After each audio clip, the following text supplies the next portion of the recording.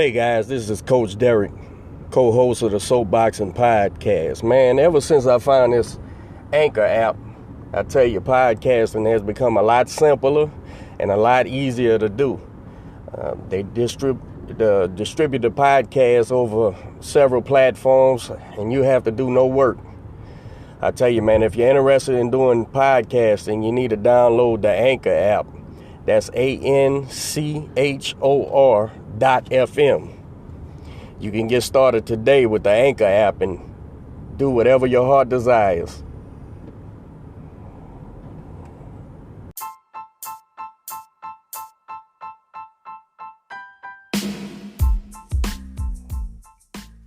Hey guys, this is Coach Derek. I want to give a shout out to our new sponsor, Pueblo Boxing.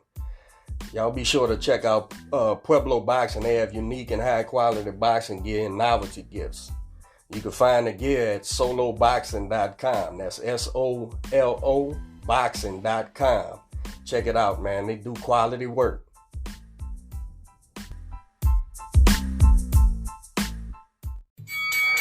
Ladies and gentlemen, the moment is here.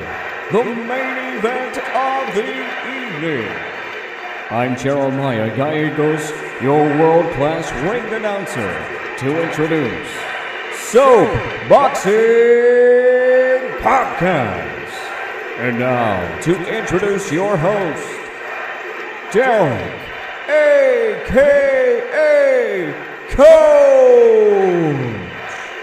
And across the ring, introducing Matty Fresh. And now, ladies and gentlemen, it's golden time. Time to tune in. Louis Lopez, Mason Silva, Chris Joseph, Taylor Kirby, I think we live, bro. Elijah Burrow, Oh, buddy be putting the intro and shit on, bro. I don't know how to do that. Tom All right, we live, man. Sean Ware, You can hear me good? Yeah, I hear you. I'm gonna press mute. I was looking at ESPN, looking at this basketball. Man, I'm glad we got some fresh teams, man, in the final. Yeah. Yeah, man. The Suns should win. I ain't been following. The Suns is the should be the favorite. Yeah, it should win. They in the finals already now. They won the Western already. And then Atlanta and Milwaukee. They playing tonight? Or when they playing? It's the final game? Do they play tonight? I think they might play tonight. For sure, man. Kenneth SIMS Jr., what's happening, brother? Looks good. We are live on Facebook and YouTube.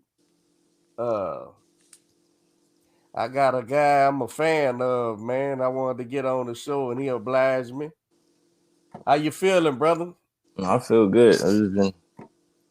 You on cloud nine should be, man, after that win, man. I mean, we knew you was gonna win, but goddamn, the world know now. The world know now. Yeah, I mean, I'm good. I ain't gonna say I'm on cloud nine, but level. Leveling up. Yeah, buddy.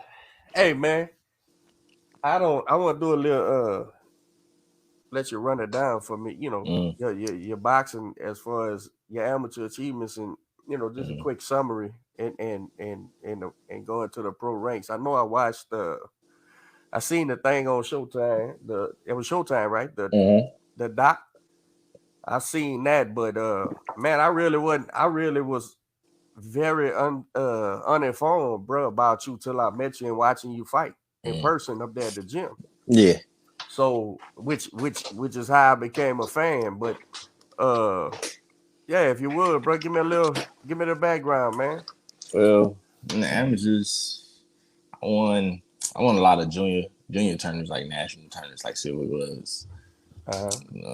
I guess you count ringside, I won that like 3-4 years straight. Then when I went to the men's, I won. It was like the national PAL. That was when PAL was still like a big deal. Right. So that was 2010. I was still 16, but they let me compete with the men because it was the Olympic year. Okay. So I was fighting 17-34, but I was still 16, and I ended up winning that whole thing when I was still 16. Damn. That's when I qualified for the trials, the Olympic trials, when I was 16. The last guy I heard, well, shit, the only guy I heard of did that was Fernando Vargas, I think. Yeah, I qualified for the trials when I was 16. Yeah, damn. And then me, I still was fighting in tournaments, other qualifying tournaments, even though I was already qualified. So I qualified for the Olympic trials like 2 or 3 times. So you made the team. How long you was on the team? I lost in the Olympic trials to Jose Ramirez at one point, 22, 23. Then the year after the Olympics, 2013, I won every tournament, every U.S. tournament. So I was on the team for 2013. And after that, we decided to turn pro after that. You how old you were when you started boxing, bro? 8. I was 8. Yeah, you did it like the did your dad fight? Your dad started you? Who started you? Hold on. Hey, if you don't put your phone on do not disturb. Yeah, that's what I just did. Now see how it went black? Mm-hmm. Click out and click back on, and it'll put your video back on. And just keep it on do not disturb. There you go. Yeah, my dad started me. Did he box? He boxed. He boxed amateur. And he once I had boxed for a little bit, he started back training. And he fought in the Chicago Golden Gloves just to show me that like I do this stuff that I'm telling you to do too. So right. Oh, that's awesome, man. So he started you. That's been your that was your trainer throughout the whole amateur system. Yeah. So after the trial loss, that's when y'all decided to go pro. What you say? I went after the trials. I stayed amateur for 1 more year. Okay. I won the USA Nationals. I won Pally, and then we went to I went to the World Championships. I fought the guy that Q was supposed to fight at the Worlds. Okay. The Fozzy. Good. Yeah. I fought him. I fought him at Worlds. I lost, but I thought I won. But you know how that go.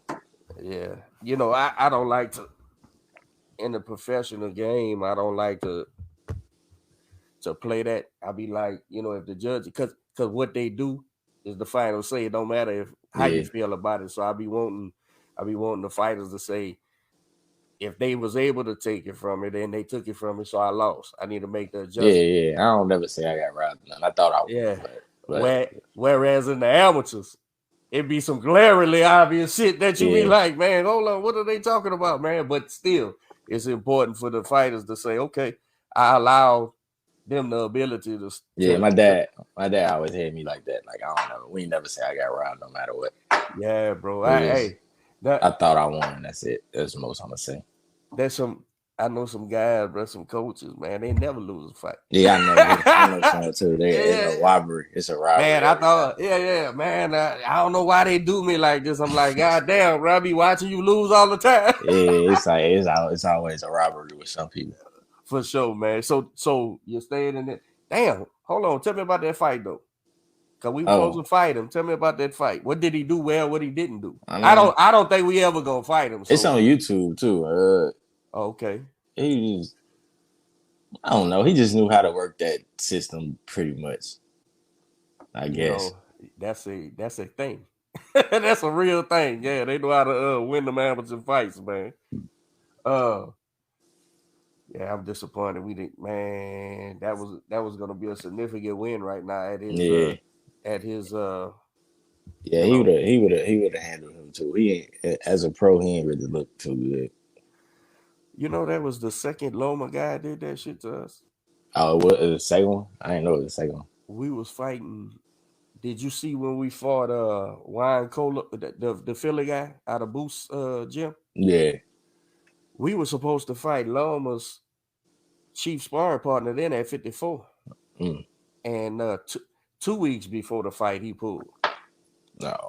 Now this Fozzy dude, he was getting ready. I was watching him on social media. So he was training, getting ready. They say Visa, all right, what you gonna do, man? You can't do nothing about that. Yeah, that's out of our hands. So what was the catalyst to turn pro, bro? What was the decision? It was just I ain't really like stuff was. I guess USA boxing was kind of at the time. I know it's better not just from being around them and training camps and stuff, but at the time it wasn't like organized how it is now and all that stuff. So it was like you got burned out on it. Like, yeah, I was just sick of it. There you go. Did you go? Who you went pro with? You were signed? What you yeah, did? I ain't signed with no big promoter. I signed with Jay Prince after that. You been with Jay? Nah, I'm not with Jay no more, but I was with Jay when I first turned pro, like the first couple of years. Oh, okay. I ain't with Jay no more. We still like cool. We talk to each other all the time, but yeah. I ain't signed with him no more. And you over there because your coach is over there. Yeah, because Coach K and stuff. Yeah. All right, for sure. Because it's similar to a Jared situation, right? Yeah. Kind of. I don't know the inside, and nor do I care to know, but I know they be over there. So because that's who Jared's people kind of like managing me, like Smalls and Flick got something with it, and Doc. So okay, they've been happy. That's who been managing me, helping me out since for a minute. All right, so what's we can get it, even if you give a shit, I can tell you why I like you as a fighter and what I see and all that shit. But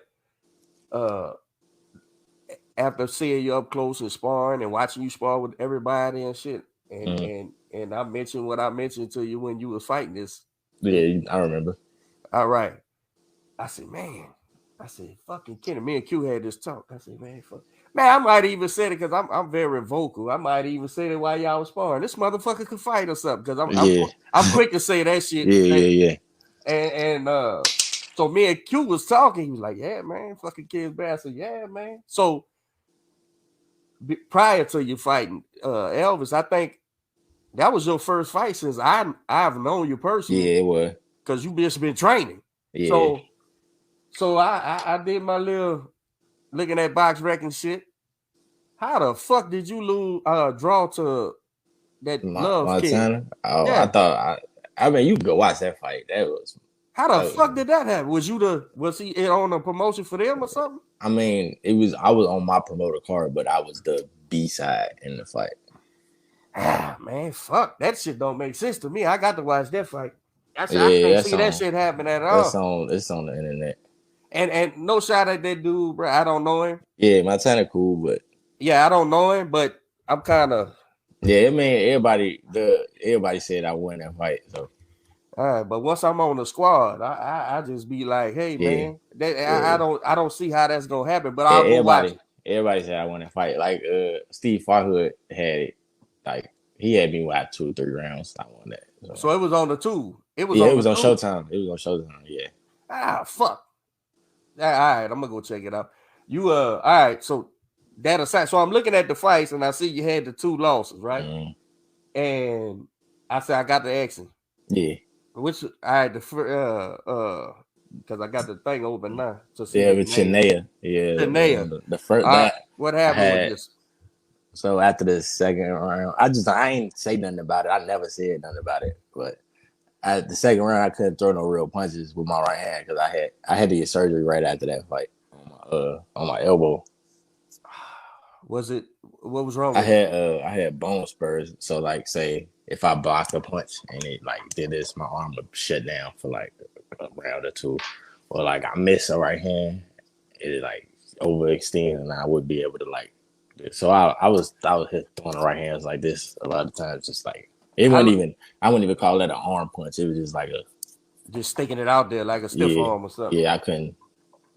How long you and Q been partners? Like 2 years, 2.5 years almost. All right. I went away for a little while, 14 and 15, right? So he had to keep competing. And he had an injury. His fucking arm, bro, his jab arm. Yeah, I know. All right. He fought like that for like years. Yeah, right? I fought with my arm like that for a minute. Now, as a professional, in hindsight, Yeah, I should have. Yeah, I know. I should have. I knew my arm messed up before that fight. I should have pulled out, but yeah, that shit ain't in hindsight, bro. Boxing so finicky, man. Right? Yeah, I know now. I'm learning. I was still learning. So yeah. Okay. So you was fighting Nancy. The love shit might have happened because you had the loss. Who the fuck knows? Yeah. But this second guy, Tia, what happened there? That was just experience on my part as far as knowing how to like rehydrate and all that. Like I felt in the locker room, I knew about that one. Like I was warming up and my energy just went all the way down. I fought that all 8 rounds of that fight on like fumes. I ain't had no energy at all. Was it due to dehydrate? What was it? I feel like I ain't cut the weight right. And then when it was rehydrated, like I couldn't eat. Like I was trying to eat after the weigh-in, I couldn't keep nothing. Did your pops notice it going into it or what? Well, I mean, y'all was Yeah, he did, but it happened like maybe 10 minutes before we walked out. I felt it like just shoot basically down. We fucking here now, so we got there wasn't nothing I could do about it, so I had to. All right, so that's two hell of three actually, because I'm gonna count the draw. That's 3 actually hellified learning experience. Yeah, I mean, I wouldn't have, if that wouldn't have happened. I'm grateful that happened because I work with Pauline and them now, affect the athletes, and they if that didn't happen, I wouldn't knew that I needed them when I would go to 140 and all that stuff. Okay, so I'm a kind of as a trainer and being into I'm all the facets of the game, right? Mm-hmm. I'll be studying because I don't know every fucking thing neither, right? Yeah. And so I try to prepare as much as I can. And every fight, something on the fly we got to deal with. Before the fight, after the fight, in the fight, whatever.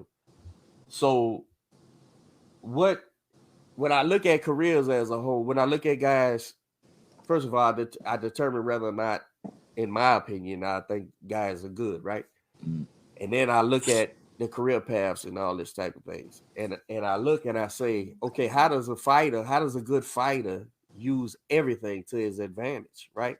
Mm. Because I believe a good fighter can use losses to his advantage, right? Yeah, that's what I did. So how did y'all navigate? Clearly you must have had. So I'm asking, when you have those situations, how did you and Pops and management say, okay, how do we use this to lure a situation, right? To lure, like, let's be fucking honest. I wasn't there for the negotiation. I don't know who plugged up the Elvis fight. I don't know none of that shit, right? I'm just a fan, right? I'm not in your business. Yeah. So clearly they think they're gonna win, right? Clearly they thought I was. Yeah.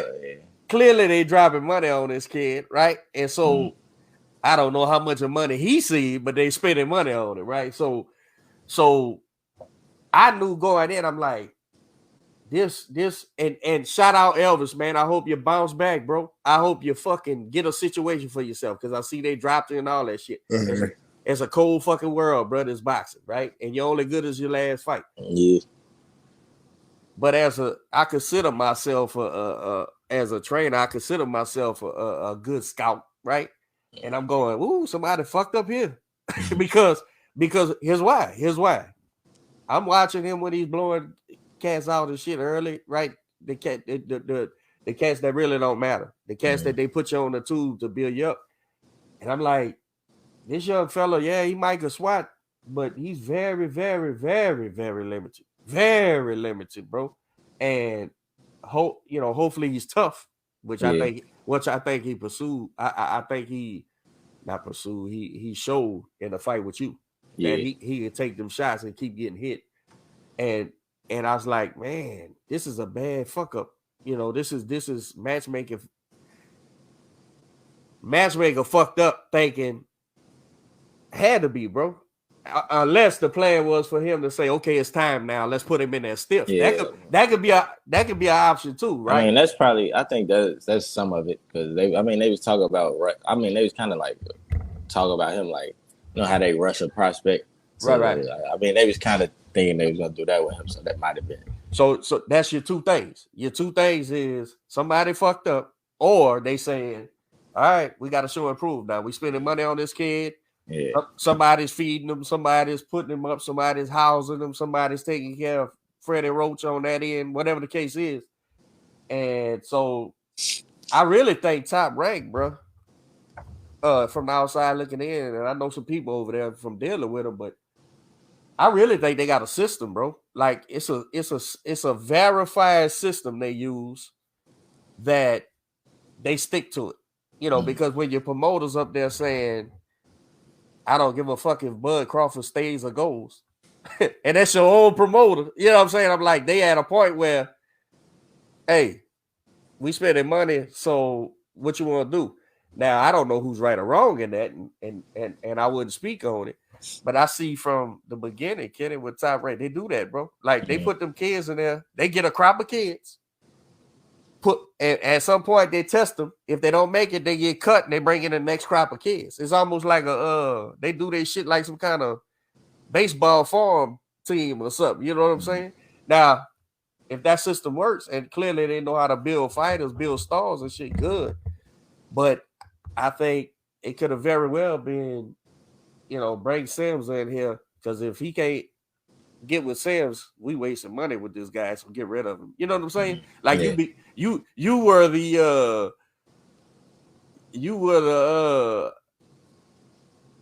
I told a guy one time, if y'all want to, I ain't gonna say, well, fuck it, I'll say names. I don't give a fuck.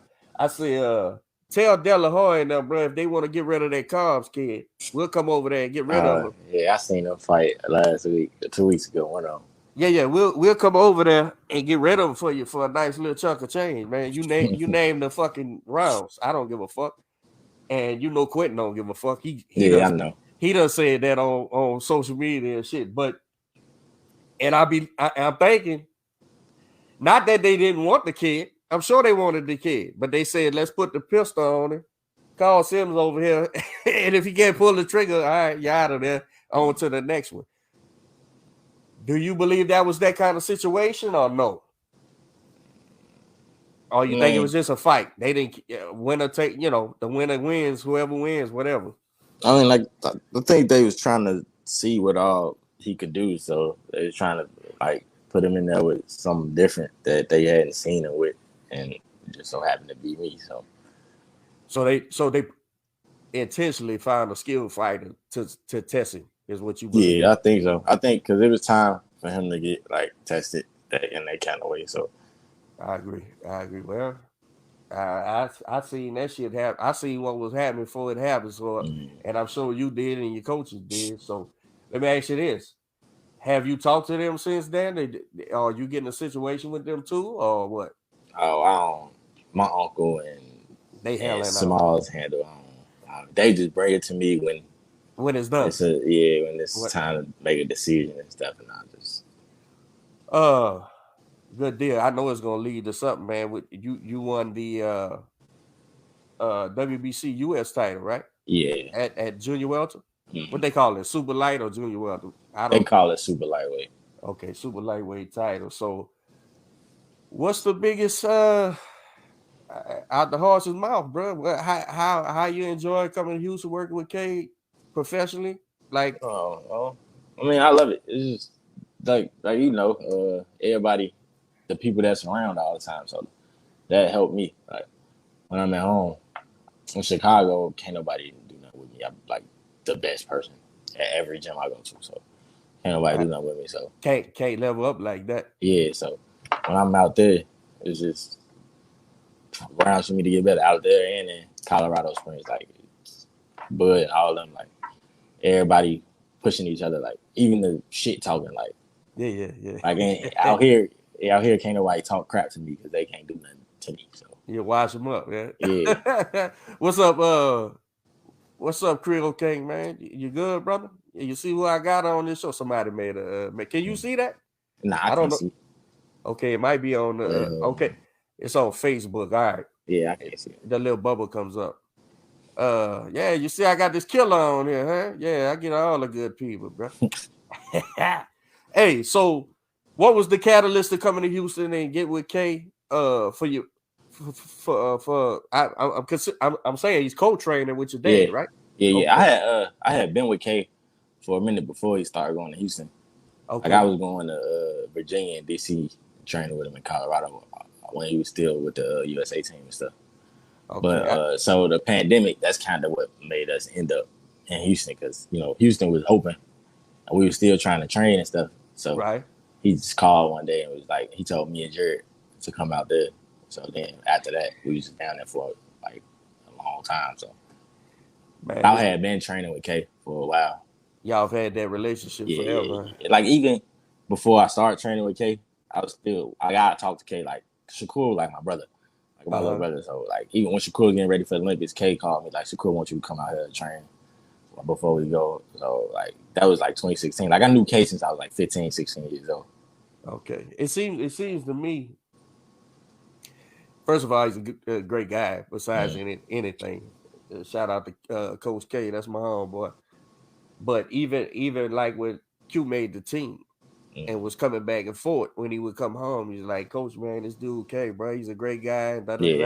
I enjoy. He's helping me like it, and he's helped him out tremendously with his career as well as training and shit. So it seems like none of the fighters have all the fighters love once they get with him and train with him and see results. And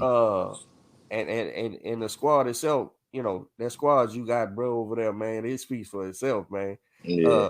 And it's not just on the TV for the fans out there. It's not just on the TV. It's like I say in them gyms, like you said, the competitiveness and I mean, fuck. You could just name the fighters, man. It's I tell K all the time, bro. You got like a little crunk over here, man. That shit is insane, bro. How great these fighters are. Yeah. And they all in one cohesive team, like because that shit is great, bro. So when did he at what point did he, even though y'all been friends and working together, what point did he officially become on your squad as far as a professional? Has he been there the whole time or just nah? After I lost the second loss, we just like my dad, my uncle, everybody was just like, probably need to get out of Chicago just to trying to shake up some trees. Yeah. Start leveling up. Right. Yeah. So it was after that. He had me come to DC. I was out there for a minute, and like I was just going wherever he was at, like Colorado, DC, Vegas, wherever he was at. I was going. Like, and I ain't fight for a minute because we was trying to get fights, but everybody they was calling me like the Elvis fight before we took it. They called me like 2 or 3 times, but it was always like a 2-week notice, and I wasn't finna rush into no fight for 2 weeks just because y'all called. So that's how they. I told them. I said if they call with enough time, you get ready. But they called and told me the date, and it was like 8 weeks. I was like, all right, let's go. They kept trying to get me like 2 or 3 weeks, and I was like, nah. That was on purpose. Yeah. They tried to get me too with Robert, man, and now, man, it'd be like a week out, 2 weeks out, and I said nah, and then that kid would fight, and then he would fight. I guess his second time would come up. Hey man, y'all want to fight Elvis Rodriguez? It'd be like a week out or whatever. Nah, man. Yeah, that's how it was. It was like 2 weeks, and I was like, nah. That's a matchmaking. That's a matchmaker move too. So, what would you say? Because I'm sure fans. What was the immediate impact of adding K to your corner? And what would you say did he help out with? Pop, what's your dad's name? It's Kenny Senior, right? Yeah. Okay, I'm sure Kenny and your uncle and them was like, all right, man, we need to get out of Chicago and add something to this. And you did. And okay, what did we add to it? What was the benefits? K is just like K gonna let you know you fuck up pretty much. Yeah. Like no matter what, even if the smallest fuck up, he gonna let you know. Yeah, if your feet like 1 centimeter off of what he wanted, he gonna tell you. So it was just like Kay was trying to make sure I was perfecting everything, like doing everything 100% right. So would you call it the intricacy? He's an intricate Yeah. coach. To every detail, fine tuning. Like yeah. We can't do this because you allow somebody else to do that. So that was an added, immediate added to the. Okay. And then just the sparring, being able to spar with different people and everything. So being around that crew of guys consistently every day. How did you like being down here, man? It's cool out there. It's cool. I mean, of course you want to go home sometime, but for the most part, it's cool. It's good. Congratulations, man. It's a daughter, right? Oh yeah, she right here. Thank you. Yeah, man. Is that you guys first? Yeah. It's our first child. So you excited, bro? Yeah. I'm gonna tell you something, man. As a man with eight children, bro, 5 daughters, man. Daughters, man. I love girls, man. Mama say, the white Miss Ross say, man, you so partial to these girls, but she's partial to them boys too. She don't like to talk about that. But man, when you get them little girls, bro, wait, oh man, they we got about 5-6 more weeks. Yeah, man, it's gonna be something, man. It's gonna be something. Danger just had his daughter. You know, little Danger, my fighter, be up there too with Q with the dreadlocks. Yeah. He just had his daughter fresh 2 weeks ago, maybe 3 weeks ago. So he's all excited. That was his first one too, man. All right, what we doing? What's the plan from here on out, man? What's next? They still trying to work something out, but they've been getting calls, but they still trying to work something out. Like I told you, I don't want to hear nothing till they got something solid. Time. Yeah. Go time. And I say yeah or no. But I don't be liking that. Because my uncle, like I trust my uncle with like everything with my life. So I know he ain't gonna tell me nothing or do nothing wrong on my part. So I don't really want to hear nothing until it's an option on the table for real, and it's time to go. What's your uncle, bro? He be at the gym or no? I never. Nah. You never met him. Oh, okay. And he's the manager. You saying he's manager? Yeah. He's part of the manager. That's the role he fits. Okay, 140 pounds, bro. That's a deep ass division, bro. Yeah, that division's deep as shit. Boxing's deep as shit, but I'm partial to that 54. That 40, I like looking at 68 too. Shit, 75 heavy. I like them all, man. Yeah. But 140 pounds, bro. Give me your outside of yourself. Give me your top 3 or 5 40s. Who do you see? Well, Josh Taylor's number 1. Yeah, all belts. Right. Regis. Right. And you gotta say Jose Ramirez. What you think about Tank stepping up to 40, man? You a Tank fan or what? Tank can fight. I knew Tank since we was kids. So did y'all fight the amateurs or no? Nah, he was always under me, like smaller than me. He's a.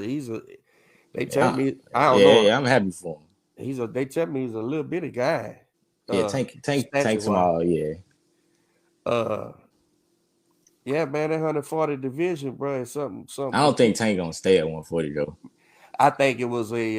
It was just a hit move. It was kind of like a Canelo going to 75 for that fight. Yeah, me too.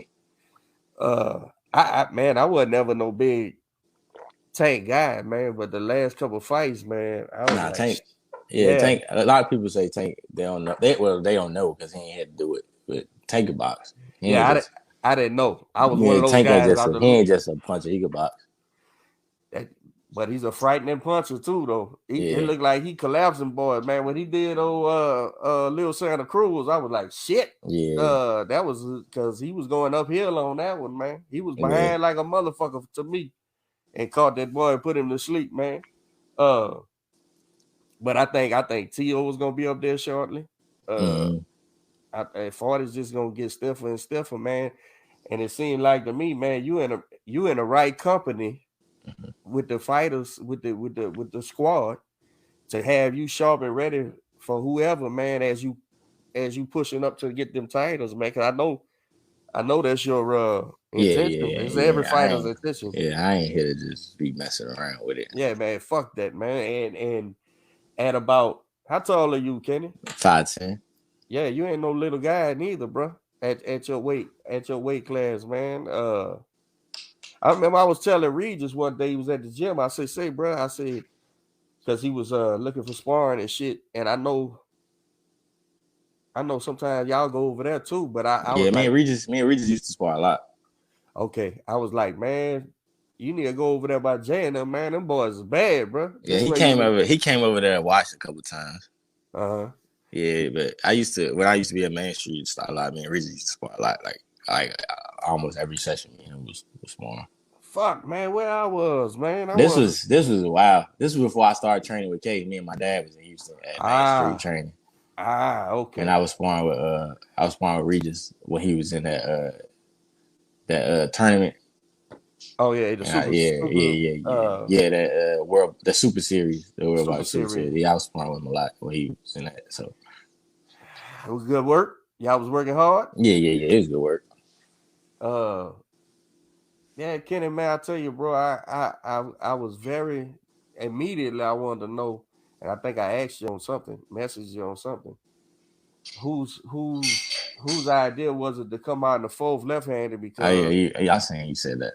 That was, but wait a minute. I was saying at the end of the third, I was saying, all right, come out left-handed. I was, I went live during your fight on my Instagram. Yeah, I watched it. I seen it. Oh, bro, so you heard me. And I was screaming like a motherfucker. But this the thing, man. I was, that adjustment was perfect, man. And because in the third, he did hit us with a couple of them straight lead lefts. And I said, fuck all that. And I knew by switching, he was going to get gun shy. Just by switching, he was going to get gun shy. And then also know, well, I can't chuck that thing in there like that because he's going to eat me up. And sure enough, you came out there, man. I said, man, it was perfect adjustment, man, for the exact right time, man. And that's why I asked you. I said, man, who told you to do that? And you told me what? What you told me? Yeah, I just did it. I just did it myself. Like, was it an unconscious thing? Yeah, pretty much. Like, I had did it at the end of the round before. Okay.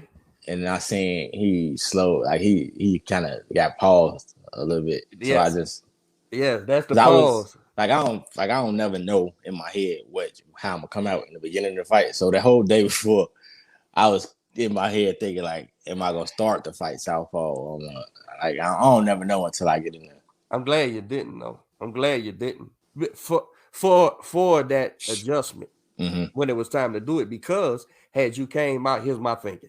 Had you came out like that, he would have fought like that, right? And I don't think we would have got our thing going like we wanted to. Yeah.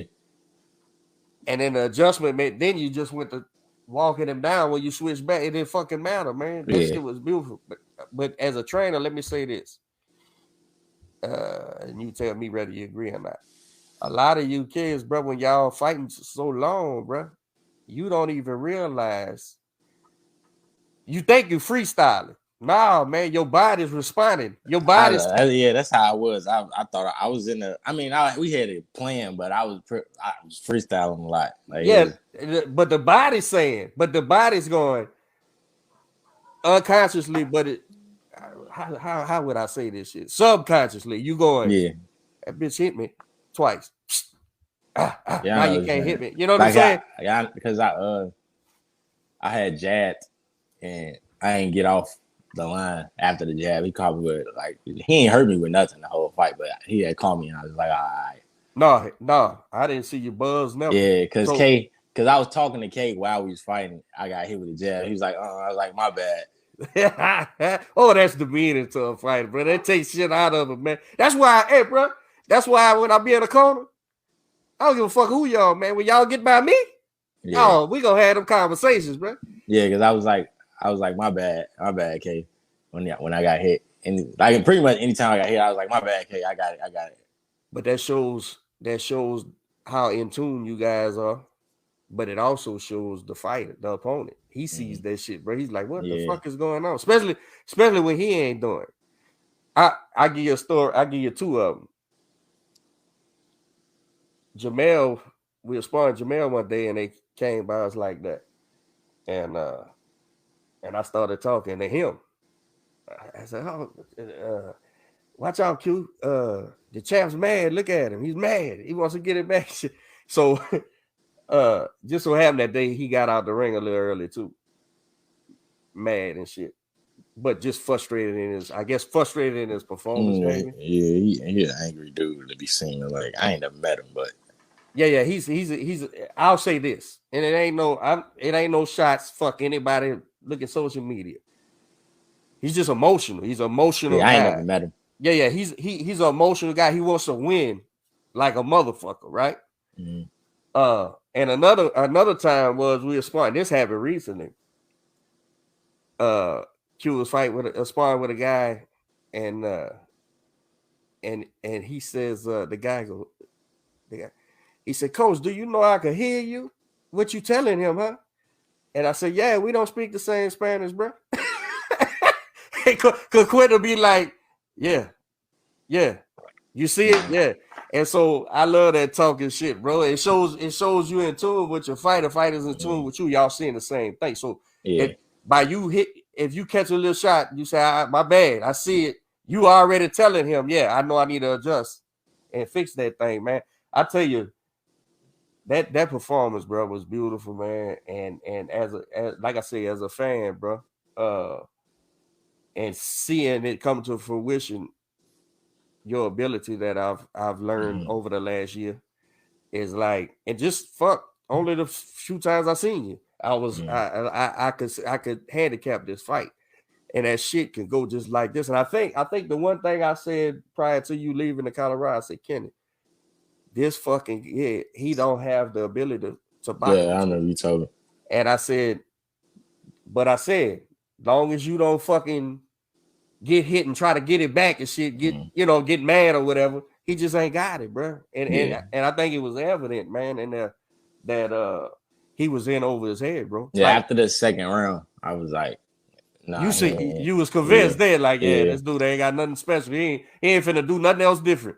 Yeah, like I knew it going into it, but I thought like maybe he'd make an adjustment and like.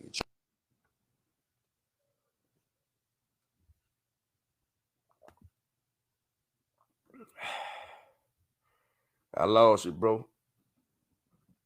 I had to come back in that thing, man.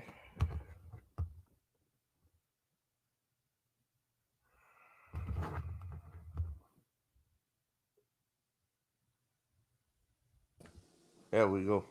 I don't know what happened. Yeah, I was saying, like I knew going into it, like he wasn't gonna be able to box with me, but I just felt after the second round, I seen like he couldn't, like even if I like wasn't boxing, there wasn't nothing he could do. Like if I was standing there boxing, and I thought maybe he'd try to get. I thought he was gonna be a lot more aggressive once he realized he couldn't box. That's what I wanted him to do, but he ain't do it. But I wanted him to get. I thought he was gonna get a lot more aggressive just because I feel like that was probably his only chance. But I feel like we'd have stopped him like that. Yeah, that's what I wanted. That's what I thought. Yeah, he knew he was gonna get stopped. Fuck that. I'm gonna stay out here. Hey, again, I root for everybody. I don't want nobody to fucking lose and shit. You know what I'm saying? Mm-hmm. So I don't want the kid to. Yeah, I know. That's how you feel. That's how I am too. Like I don't want nobody to lose, but if you fight somebody, I want my people to win. Yeah. I'm clear on that shit, but I'm like, man, don't go off into a depression and none of that shit. You gonna find out now if you're a fighting man, bro. See, he's about to find out what you had to walk through already. Oh yeah. You done had to walk through that shit and show your and prove to you and every the squad. Yeah. Nah, man. Okay, I fucked up. Watch this. I don't want that. I don't want that guy to fucking not if he's a fighter. If he's a fighter, he could fight. He got some stuff to work on, but he can fight. All right, bro. Let me know about let me know about working with Evans, man. You work with Evans, correct? Yeah. Strength and conditioning wise, what has he added to Kenny Sims? Oh, that's simple. I got stronger. It's evident, huh? Yeah. Hey, bro, you was the stronger man in that fight too, and that guy was supposed to be. He was supposed to be, according to the people. Yeah, like Tim Bradley was like, Drake kept telling Tim like it ain't that easy. Tim Bradley was like, Elvis needs to just go to him. He's stronger and you get the big guys. And Drake was like, nah, it ain't what easy as you think that. Yeah. Well, it's debilitating. It's demoralizing when a guy is beating you in every manner, forward, backward, counter punching. Especially these kids who depend on speed, and you just you shoot the shots in between, and they don't understand because it appears that you outspeeding them. To them, they like, damn, this dude's fast. Nah, motherfucker, I know when to punch you. Yeah, a lot of people be saying that about me, but I don't be like feel like I'm this super fast dude. I just know when to punch. Son, and you're not slow, but that ain't what it is, bro. Yeah. And so many people in boxing don't understand that shit, bro. Like I named Quick Draw, right? In his first amateur fight. Listening to people call him quick and fast and shit, I laugh my ass. I giggle my ass off because I'm like, they have no fucking clue. A, why it's called Quick Draw, and then B, when the punch. They don't see when a guy when a kid knows the punch, as you know, there's nothing you can do about it if I punch in the right time. But think about that as that opponent. You going, what the fuck? Why I didn't see that? That shit was super fast, so they don't get it. Yeah, like a lot of times I'll try to, like the last fight, for that fight in particular, I just punched right after he punched because I knew he wasn't gonna bring his hands back. Right, and guess what? To him, fuck, wow, how he was able to hit me? You know what I'm saying? He's so motherfucker, you flawed, bro. You ain't. Yeah, like here when he punched, I know when he throw a left hand, he's not gonna bring it straight back. It's gonna wind up and then bring it back. So in the wind up, pop. Yeah. Yeah, man. But I named Quentin that because it was a Q, right? And on his first fight, everything we worked for a year went out the window, and he just ran out. He just ran out there and hit him in the mouth. He just ran out there. It was. Yeah, that's how I used to fight. I used to fight like that when I was young. I just straight go straight and do this. I said, man, you like I said, you quick on the draw. You pulling the trigger. As soon as you get out there, you pull the trigger. Yeah. And that's why I named that. But I'm listening to people, man, Q's so fast. He is. He's fast. It just don't matter if you are. Yeah, like I know I'm fast, but that's one thing when I started working with K2, he made me slow myself down. Hey, can let me say something that I've been saying for years, man. And so it's one of my little sayings, man. Fast is good, but accuracy is better, bro. Yeah, K had me slow down. Like because you could pinpoint and hit the target and shoot at the target when you're supposed to. Yeah. Slowing down sometimes is better, man. And nobody gets that shit either. Well, that's why K is such an extremely good coach, bro. Shit like that, he understands. You've been boxing all your life since you're 8 years old. Mm-hmm. And you probably done, like you said, added something and nobody else did it. And you go, shit, well, this is some new shit. The problem is when young fighters think they know it. You know, I got it. You see that Kenny in the gym. I know what to do. You ever see the coach of the fighter bickering and shit? Yeah, I seen it before. And you're like, oh man, y'all better get on the same shit because this shit's gonna go bad one day. Yeah, if you in there with the wrong person, man. So Evans got you strong, huh, bro? Yeah, that's pretty much. Like, that's all. I don't even know what else to say. Evans got me. Hey, I told Evans one day. I said, you know why you and I get along, bro, and you don't cause no problems being with my fight. He said, why? I said, because you think. Ask him, he'll tell you. I said, you think fighters win because they strong. Yeah, he do. I said that's perfect for a strength conditioning guy. Yeah. That is perfect because he ain't gonna say nothing about the boxing. Nothing. And he'll say, "Yeah, coach, because I ain't no boxing coach. I ain't finna say I cheer him on. But I say, bro, that's perfect because that means you're gonna stay out the way." Yeah, he ain't gonna say nothing about boxing. Yeah, man. I say because being an old school guy, and when I say I'm only 45, bro, but my boxing, my dad was 52 when I was born, bro.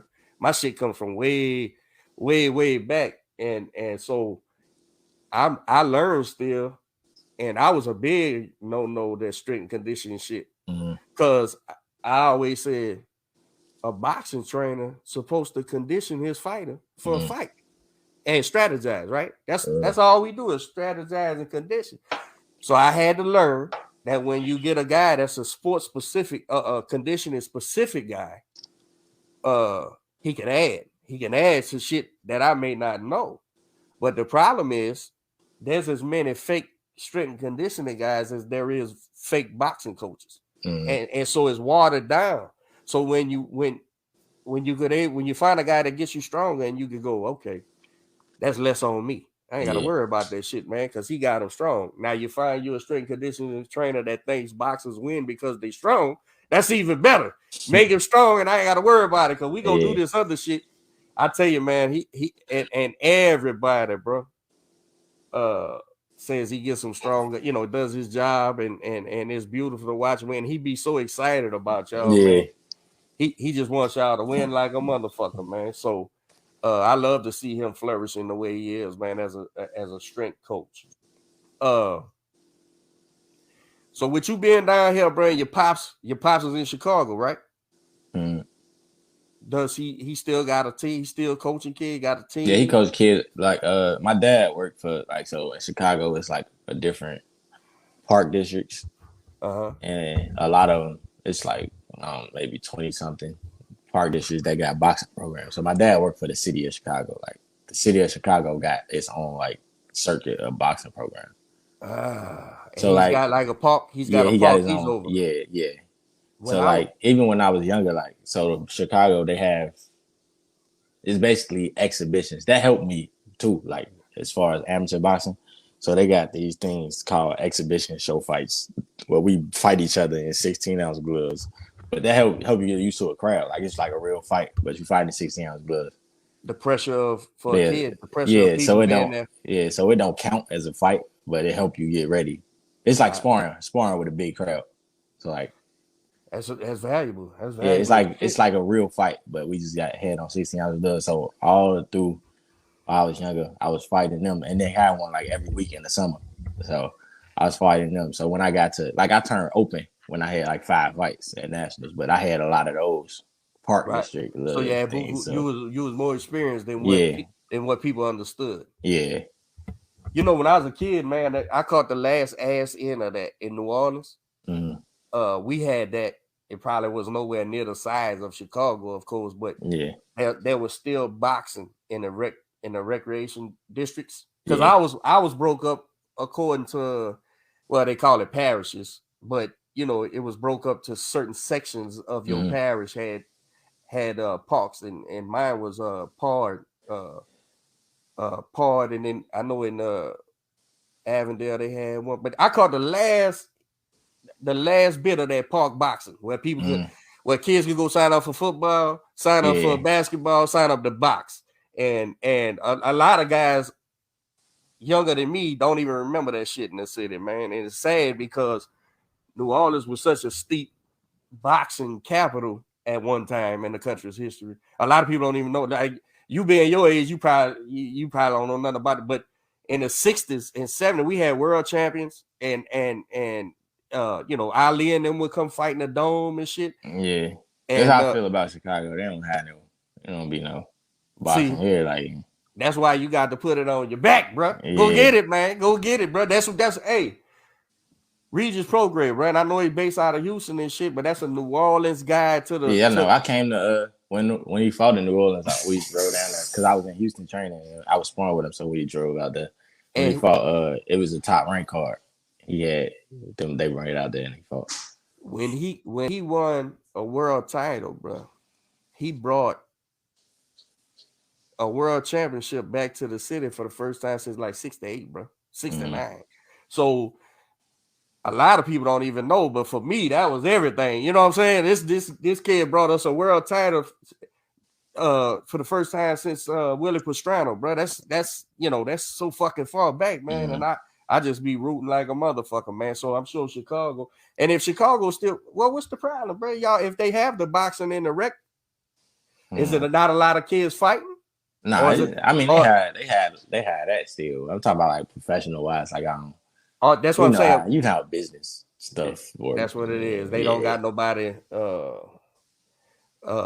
bringing them up. Yeah, you know how that works. How's the bunch of bullshit? Yeah. They have good coaching out there in Chicago though. Yeah, it's some good coaches out here. Man, I've been to Chicago once, bro. Let me tell you, man.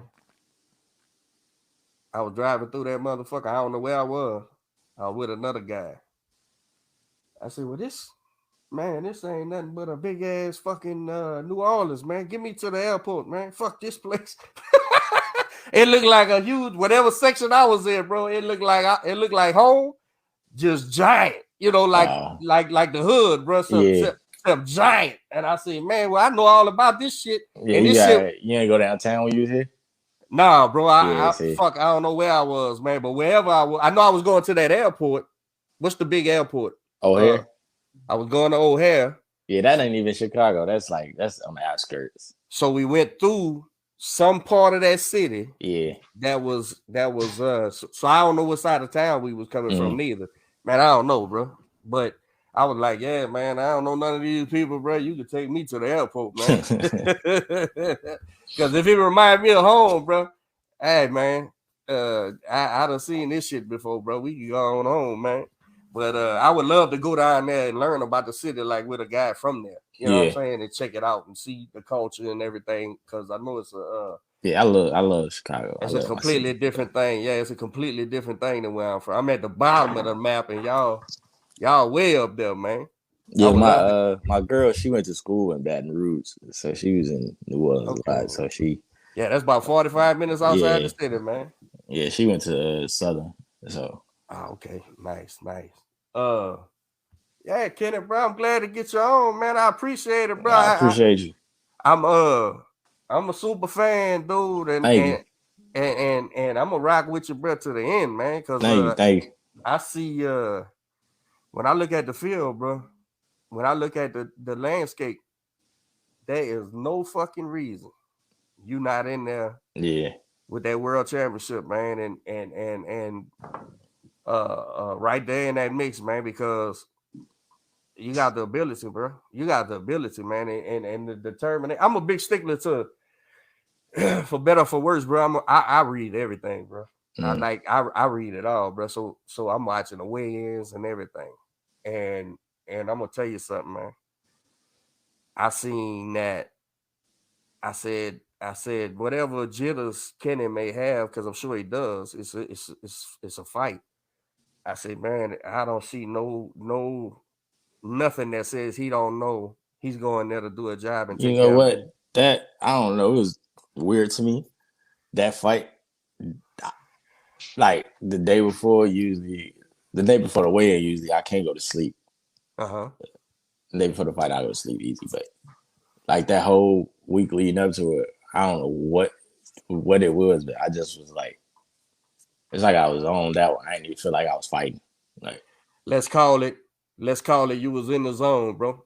Yeah, I didn't even feel like I was fighting. Like I was chilling, like laughing about everything. I wasn't like, it didn't feel like I had to fight the next day.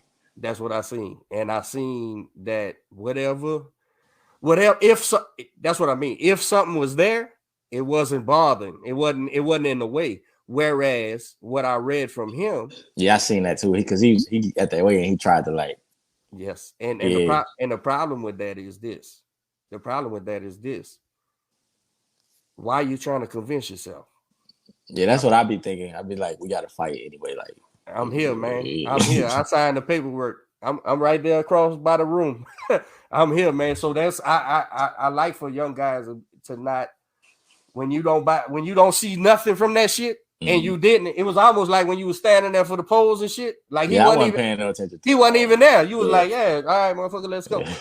And I said, yeah, bro, yeah. Long as we don't catch no stupid hot one, this shit's gonna go. Yeah. I wasn't paying attention to him. It's like he went right there. Yeah. So I mean, only thing I was trying to do was trying to see what the height was. And yeah. Was he tall? He was taller than you, but he's a little taller than you. Yeah, but he fights. The feet was wide apart. Yeah, he came right on down. Yeah, he came right down, man, and didn't and the jab. Well, shit, you know what happened. Yeah, brother, I'm glad to get you on here, man, and for the next fight, bro, whatever, you know, or after or before, whatever. Okay. I love to have you back on there, bro.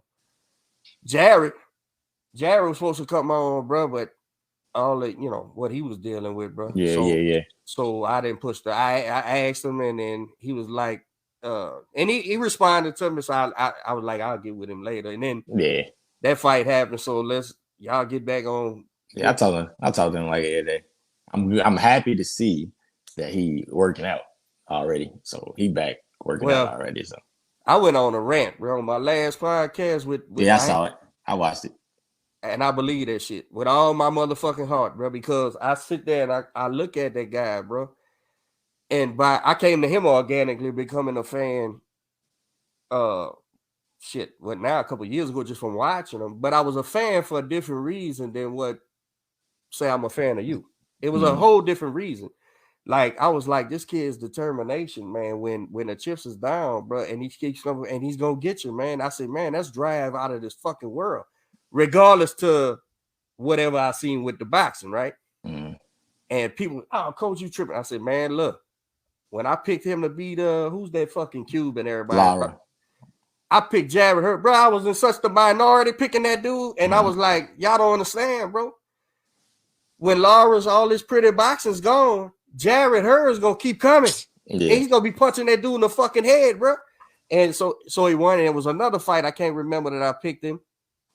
Now with the J-Rock fight, I was a fan of both guys, and I really didn't know what was gonna happen. I was like, fuck, I don't know, man. So I'm gonna just watch it and enjoy it. But fast forward to he's down here, we over there, and I'm seeing him.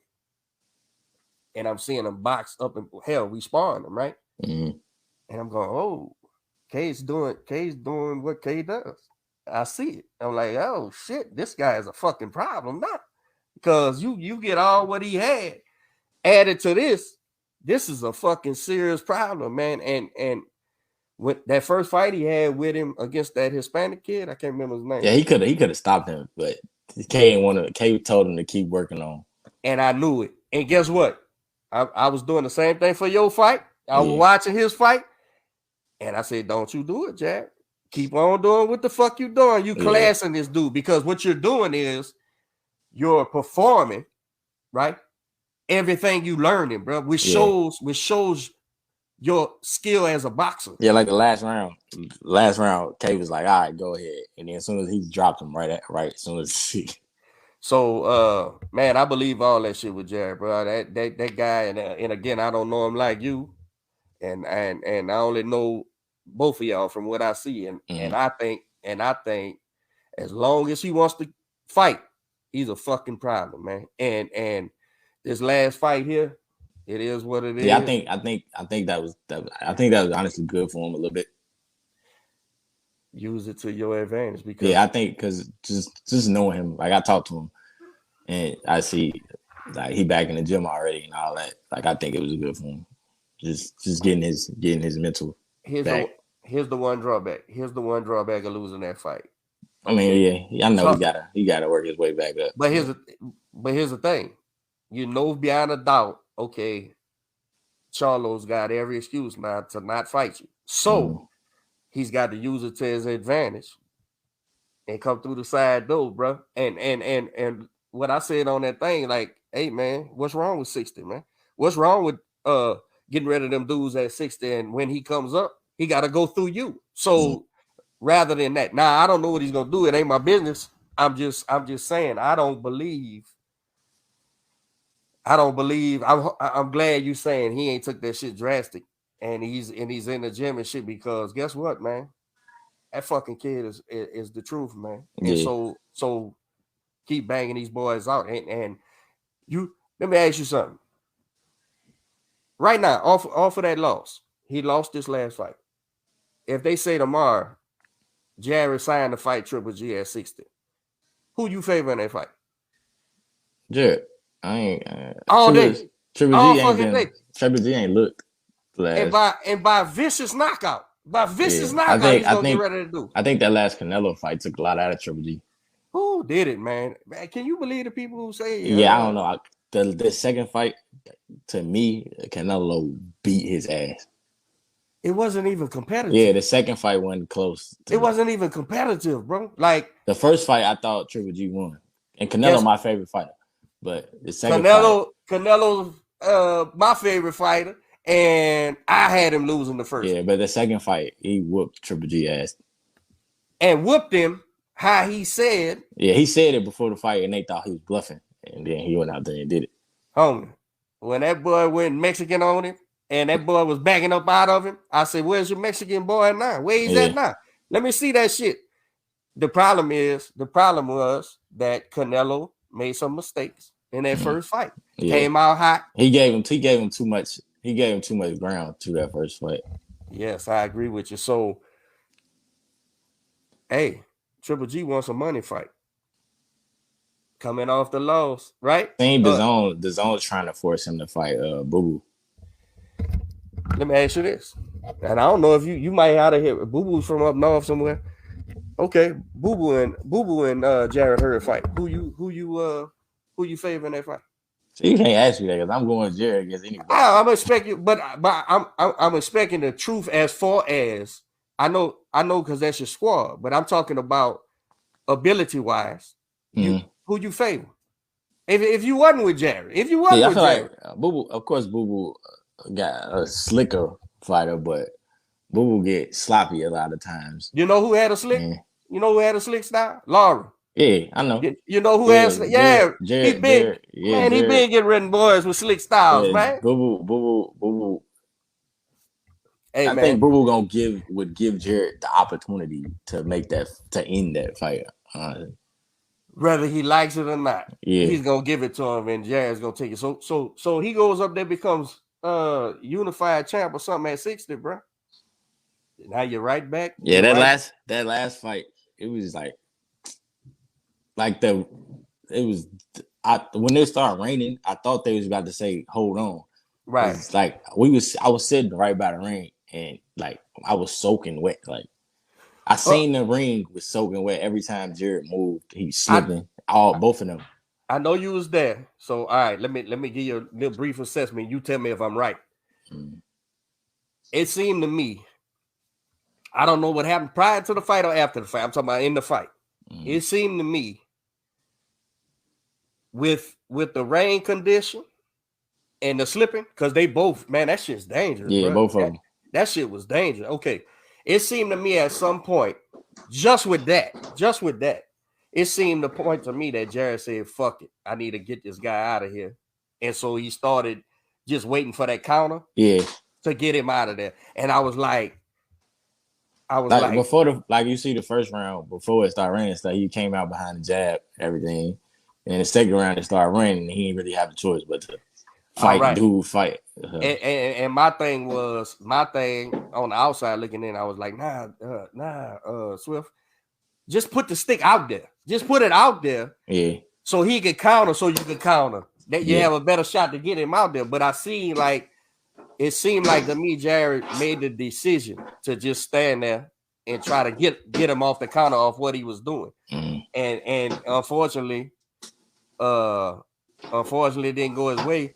And I was going, man, we giving up rounds like this. Because I'm always, you can ask any of my fighters, I'm always like a close round goes to the other guy out the gate.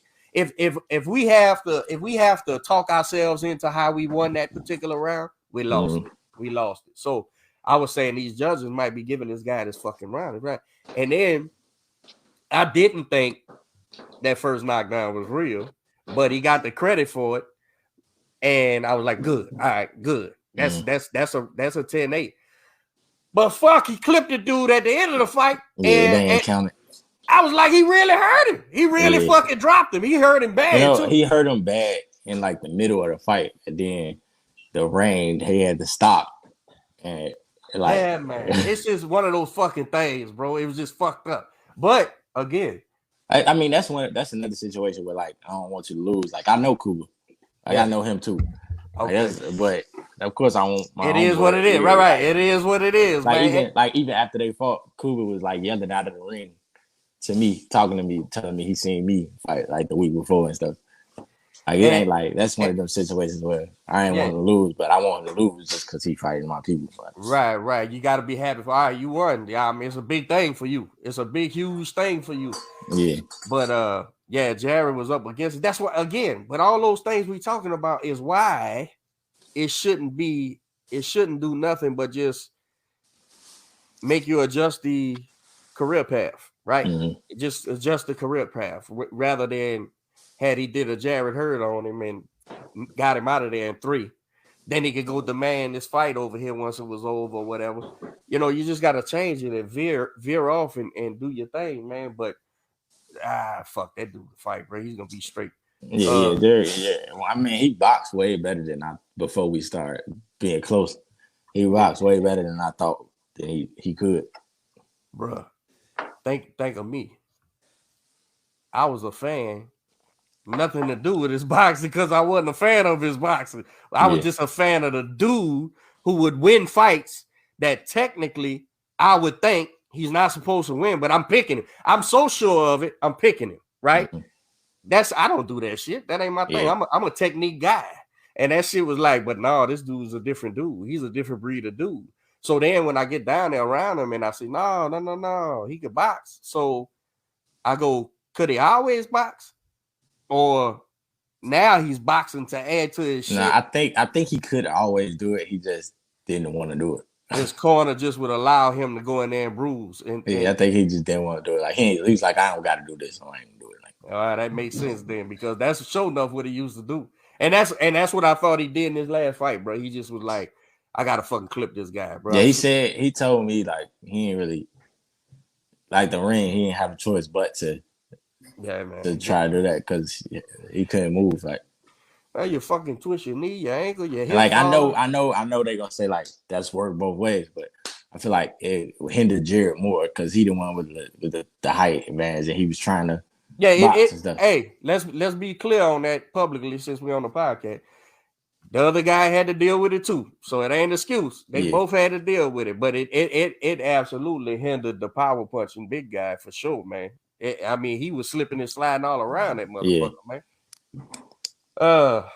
But yeah, man, I can't wait to see what's next, man. I can't wait to see who had 40. Like I said, man, 40 is deep. I don't know at this point. What are we now? We 14-2? 16. 16-2. Mm-hmm. So, man, you got about 4 or 5 right now. In between that y'all could strategize how you want to do it before you or I don't know, you may be like, nah, coach, fuck that. I'm ready to go whenever they that's how I feel. Okay, so fuck all that. Just give me the best match. I don't know. K might feel different about that, but I don't. That's how I feel.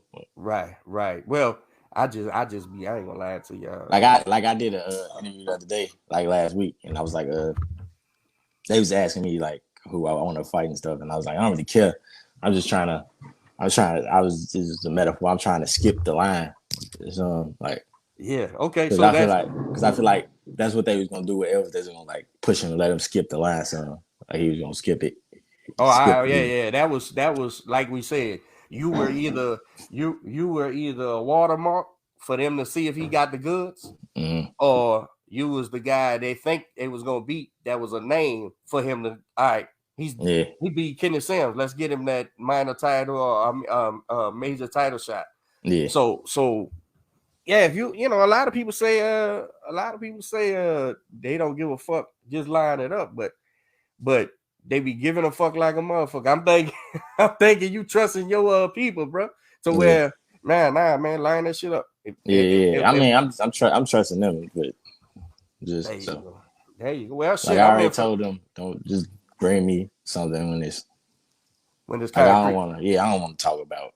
I don't want to talk about it. Of course, I have an input at some point. Like he let me know, like every now and then he'll fill me in, but I don't want to be like every day call me about this. I don't want to do it. It's hard in life like that, man. Fuck all that. I got other shit to do. That well, shit, I'm riding with you. Whether you fight, whether you skip the line or not, bro. As a trainer, I just go. You know, I like to see kids maximize their potential, right? Yeah. Because money, maximize their potential, because once you get a title, it's all about maximizing your potential. Then, regardless if you want to go fight all the best fighters, you know, everybody in your business is gonna be like, yeah, look at it with Tank. Yeah, I already know how it go. With Ryan Garcia and shit like that. Let's get him just enough to get to the next bump and payday. You know what I'm saying? So I be liking y'all to maximize, but maybe maximizing your potential is upsetting a fucking world champion. Boom. Now we could go. So who knows, man? Your business people would know that better than I do. Yeah. But I'm rocking with you, bro. 140 pounds. It's the takeover for Kenneth Sims, man. You did I think you did a fucking tremendous job, bro. I think I might have gave Elvis a round, maybe just because I felt bad or something. I don't know. Yeah. I might have found one to give him, but it was so fucking dominant, bro. It wasn't no more than 7-1, bro. So 7-2 maybe. I don't know. I remember what the judges had it, but yeah, it was that shit was tremendous, man. So I enjoyed it, bro, and keep carrying on, bro. I know you in Chicago. You gonna be there till the baby's born, or what? Yeah. That's the plan. Yeah, you baby shower next week, so. Hey, enjoy yourself, man. You did yourself proud. I'm sure your father and Coach K and everybody, bro. Whether you on cloud 9 or not, they floating for you. I appreciate you, sir. All right, appreciate it. Thank you. I'm gone, man. All right.